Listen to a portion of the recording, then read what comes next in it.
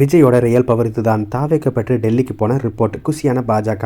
தமிழக அரசியல் களத்தில் புதிதாக கால் பதித்துள்ள நடிகர் விஜயின் தமிழக வெற்றிக் கழகம் வரும் சட்டமன்ற தேர்தலில் தொடக்க நிலையில் 10% முதல் 15% வரை வாக்குகளை பெறக்கூடும் என்று டெல்லி பாஜக தலைமைக்கு அனுப்பியுள்ள ரகசிய அறிக்கையில் தெரிவிக்கப்பட்டுள்ளதாக கூறப்படுகிறது.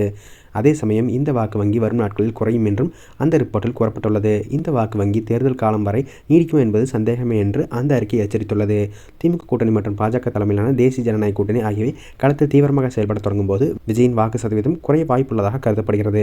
பாஜகவின் இந்த உள்கட்சி அறிக்கையின்படி விஜயின் அரசியல் வருகை குறிப்பாக இளைஞர்கள் மற்றும் முதல்முறை வாக்காளர்களிடையே பெரிய தாக்கத்தை ஏற்படுத்தியுள்ளது. பாரம்பரிய திராவிட கட்சிகளுக்கு மாற்றாக ஒரு சக்தியை தேடும் மக்களின் கவனத்தை விஜய் ஈர்த்துள்ளதே இந்த 10 முதல் 15% வாக்குகள் கணிப்புக்கு முக்கிய காரணமாக சொல்லப்படுகிறது. குறிப்பாக நகர்ப்புற இளைஞர்கள் மத்தியில் விஜய்க்கு நல்ல வரவேற்பு இருப்பதை பாஜக ஒப்புக்கொண்டுள்ளது. இந்த ஆரம்பகட்ட எழுச்சி தேர்தல் நெருங்கும்போது சரிவை சந்திக்கலாம் என்றும் பாஜக கருதுவதற்கு பின்வரும் காரணங்களை அந்த அறிக்கை முன்வைக்கிறது.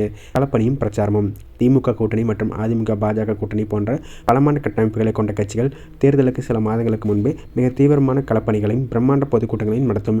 இத்தகைய ஆக்ரோஷமான பிரச்சாரங்களுக்கு ஈடுகொடுக்க முடியாமல் தாவேக்காவின் வாக்கு வங்கிகள் சிதற வாய்ப்புள்ளது. கட்டமைப்பு வசதி. நடிகர் விஜய்க்கு தனிப்பட்ட செல்வாக்கு அதிகமாக இருந்தாலும் தேர்தல் நேரத்தில் ஒவ்வொரு வாக்குச்சாவடி நிலைகளையும் கட்சியை வழிநடத்த தேவையான வலுவான அமைப்பு ரீதியான கட்டமைப்பை தாவேக்காவிடம் தற்போது இல்லை. வாக்குகள் ஒருமுகப்படுத்தல். தேர்தல் நெருங்கும் போது யாருக்கு வாக்களித்தால் ஆட்சி அமையும் என்ற மனநிலைக்கு வாக்காளர்கள் வருவார்கள். அப்போது புதிய கட்சிக்கு வாக்களித்தால் அது வீணாகி விடுமோ என்ற அச்சத்தில் மக்கள் மீண்டும் பெரிய கூட்டணிகளை நோக்கி நகர்வார்கள் என்றும் அந்த அறிக்கை கணிக்கிறது. தற்போதுள்ள நிலையில் விஜயின் வருகை ஒரு சவாலாக பார்த்தாலும் தேர்தல் களத்தில் நீண்ட காலம் தாக்குப்பிடிக்கப் போவது பலமான கூட்டணிகளே என்று பாஜக நம்புகிறது.